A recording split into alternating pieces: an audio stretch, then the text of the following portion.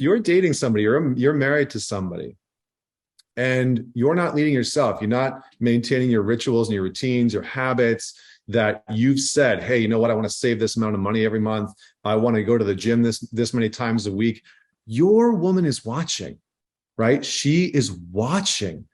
And what is she watching for? She is watching for, does his word match his action? And if his word matches his action, it doesn't have to be 100% of the time, but if it's pretty damn close, if it's like 90, 95% of the time, for most women, she's going to feel like, oh, I can relax. He's going to do what he said. I know what to expect. He's predictable, but sometimes he throws in a little bit of unpredictability and it's funny, and like maybe it's humor or whatnot.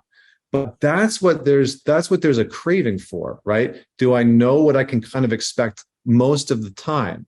And so for you, thinking about discipline is simply the act of following through with what you said you're going to do, right? That's really what discipline is. It's not a punishment. It's not something that you need to take out on yourself. It's, I'm going to get up at 6 a.m. tomorrow morning. I'm going to run 5K. And I'm going to do a little bit of a workout, and then I'm going to do my morning pages and journal and make my coffee, et cetera. And then following through on what you said you're going to do. That type of leadership with yourself is going to build trust with your partner.